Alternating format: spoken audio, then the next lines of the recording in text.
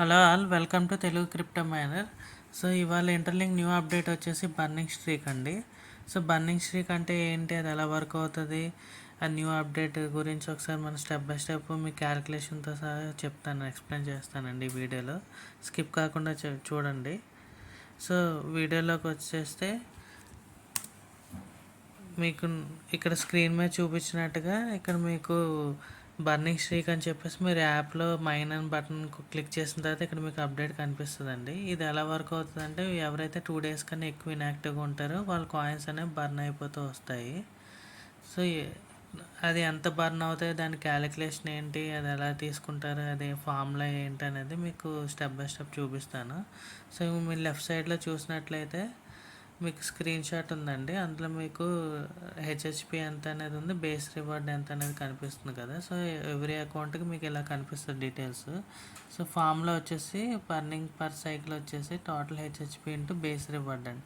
ఇక్కడ హెచ్హెచ్పి ఎంత ఉంది, 5.1, base reward 20. So total burning per cycle అంటే 2 days అయిన తర్వాత 5.1 ఇంటూ 20, 102 అనేది కట్ అవుతుందండి.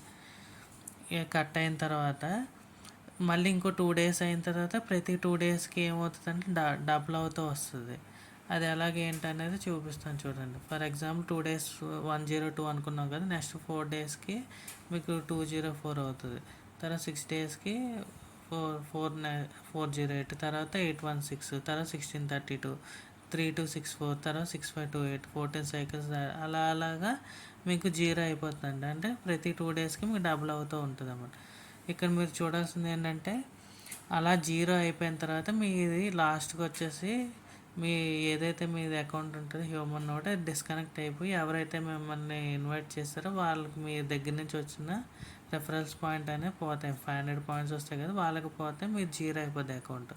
అలాగే ఫర్ ఎగ్జాంపుల్ మీరు చేసుకున్నారు అనుకోండి, మీ దగ్గర నుంచి వేరే వాళ్ళని అది 0 అయిపోతుంది మీకు రెఫరల్.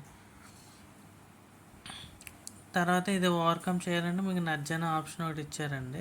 సో ఎవరైతే మీకు ఇది చేసుకున్నారో నడ్జ్ అనే ఆప్షన్ క్లిక్ చేస్తే ఎవరైతే ఇన్యాక్టివ్లో ఉంటారో వాళ్ళకి నోటిఫికేషన్ వెళ్తుంది. అలా మీ రెఫరల్స్కి, మీ సబ్ రెఫరల్స్కి మీరు ఆ క్లిక్ చేసి మీరు అది నడ్జ్ అనే బటన్ క్లిక్ చేయడం వల్ల మీకు వాళ్ళ నోటిఫికేషన్ అనేది వెళ్ళి వాళ్ళు మళ్ళీ ఓపెన్ చేసి యాక్టివ్ కింద అవుతారు. అలా కాకుండా మీరు ఏదైనా టెలిగ్రామ్ గ్రూప్ కానీ వాట్సాప్ గ్రూప్ కానీ యాడ్ చేసి పెట్టుకున్నారనుకోండి అందరినీ, సో అందరికీ ఇన్ఫామ్ చేయడం కానీ జరుగుతుందండి.